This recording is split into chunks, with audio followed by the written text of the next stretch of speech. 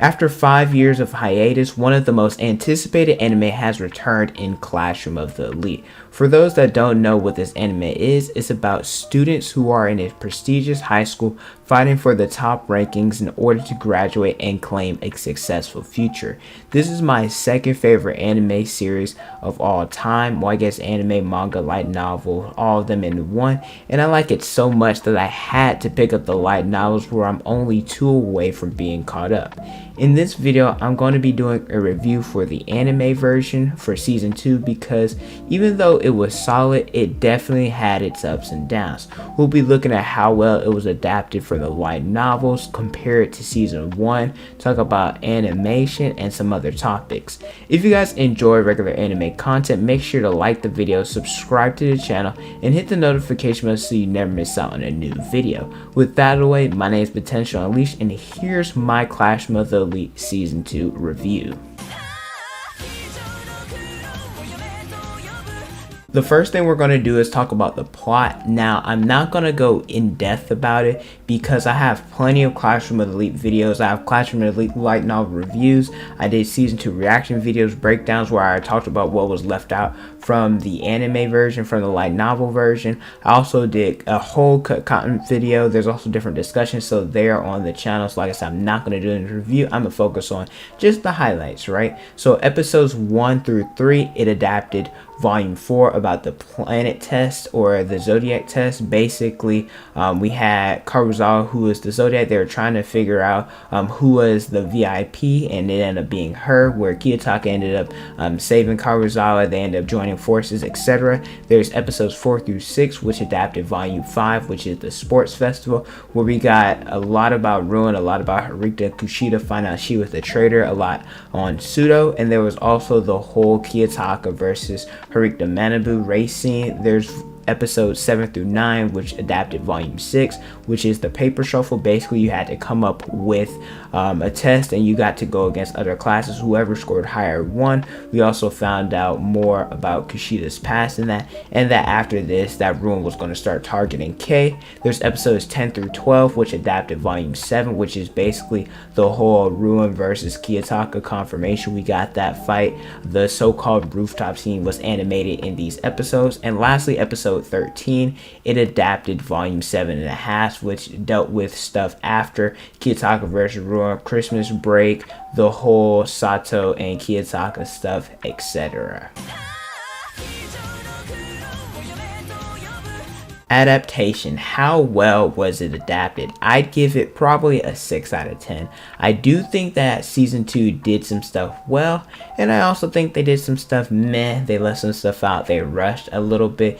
In my opinion, some of my favorite characters include Ichinose. She's my favorite girl in the series. Saganaki's probably top 5, and Nagumo, he's a pretty interesting character as well. I believe that they were snuffed a lot of their interactions or introductions and dope moments between them, they weren't included, where I believe they had bigger roles in the light novels. I mean, season 3, I'm pretty sure we're going to get a lot more Ichinose, a lot Saganaki, because season 2 is mostly about Ruin.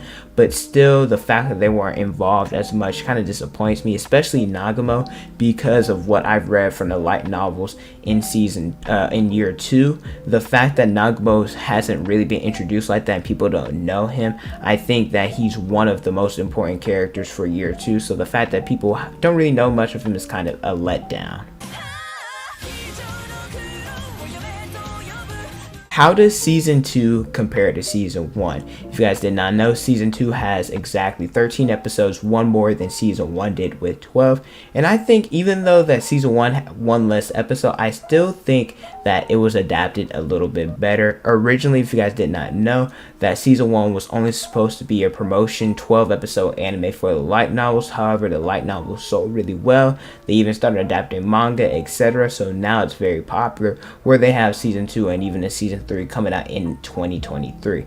I think that season 2 had the better books. Season 4, well, book 4 and book 7, those are 2 of my favorite books in this series. In season 1, they had a book that I wasn't really the biggest fan of. I think book 2, which is the whole Sakura stuff, that's like one of my least favorite books in the entire series. So I wasn't necessarily a big fan of that part, but I will say that season 1 had a great job doing the introduction. I think I was standing up, more in shock, more out of my seat a little bit, more moments that had my jaw dropping in season 1, where I think season 1 had a little bit more, I guess towards the end, more of a tease factor in my opinion.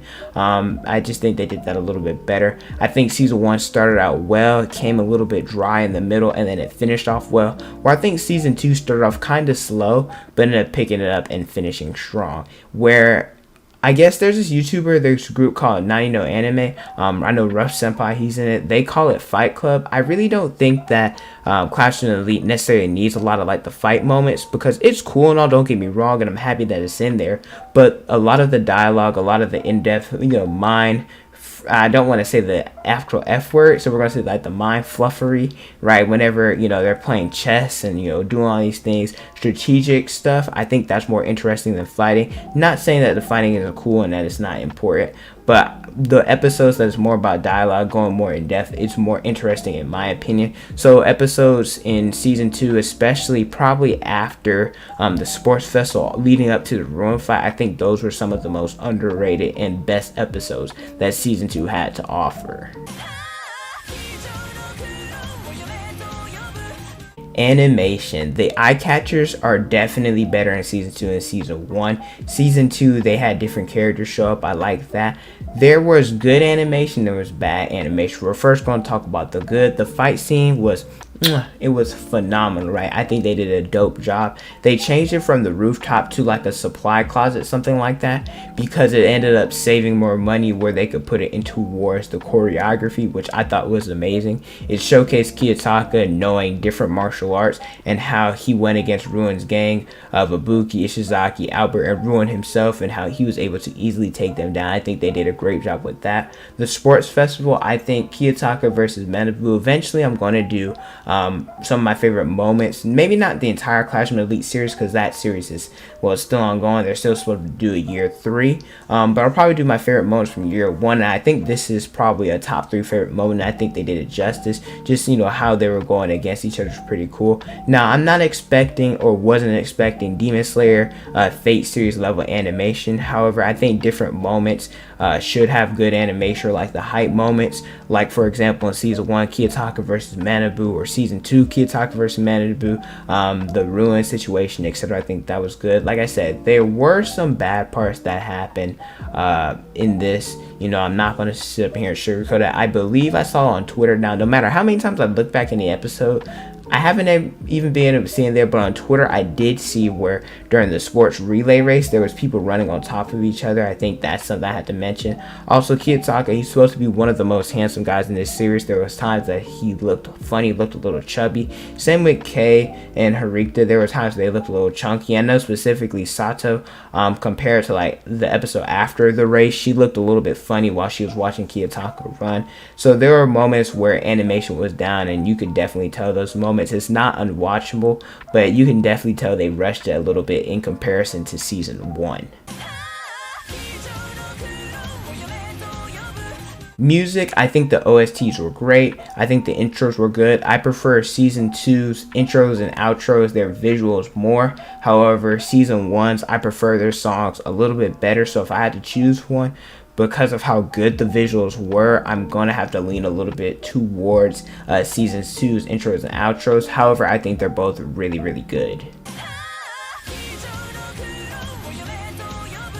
Characters, I feel like we learned a lot more about these characters in season 2, obviously because we're no longer just being introduced to them. It was more diverse. It wasn't just the whole Harikta show. More girls were involved. We got to see soliloquies with Ruin, Kushida, and Sudo. If you guys don't know what soliloquies are, in terms of plays, it's the internal thoughts that the person says out loud to the audience so they can hear. And soliloquies weren't really a thing in season 1, where it showcased some more growth, and we get to really know what the characters and their goals, ambitions, and really more about them, which I'm pretty happy about. Kiyotaka, you know, he's still Kiyotaka. Tsukimi Koji, he's, you know, cold-blooded, you know, winning is everything. But I do think that the anime version makes him look less humane than the light novel version. There's also Harita and Kawazawa. They had a lot of development in season 2, which I enjoy because they're some of my favorite characters in the series. Here are my final thoughts about it. Season 2 was good, not great. The light novels were definitely 100% better. The light novels, in my opinion, are 10 out of 10, where I give season 2 a 6 out of 10. They had great moments in the anime version, and the dope moments, they did a really good job animating it and adapting them, but it definitely could have been better. Like I said, if you guys want, this is how I do it. I typically watch anime first because there's more emotion, definitely compared to when I'm reading it, you know, with the voice actors, the music, the OSTs, the fight scenes, right? It's more than you can just visualize. And then I tend to tell people, go back, read the light novels, read the manga if you can. Well, not necessarily for Classroom Elite, because Classroom Elite manga is it's kind of a joke in my opinion, but just like in general, if you want to go read the light novels. That way you can really go and see everything that was left out and get more of a feel of what the author was truly trying to say without having any details skipped out, because the anime is on a budget. I am very excited for season 3, and I hope they do a little bit more episodes so it's not rushed, right? I would really enjoy that. But let me know your guys' thoughts about Classroom Elite season 2. Did you guys love it? Did you guys hate it? How do you guys feel about it? Don't forget to like, comment, and subscribe. Also hit the notification so you guys never miss out a new video from me. Instagram, Twitter, Snapchat, and TikTok is on the screen and in the description below. Thank you guys so much for watching, and don't forget to unleash your potential.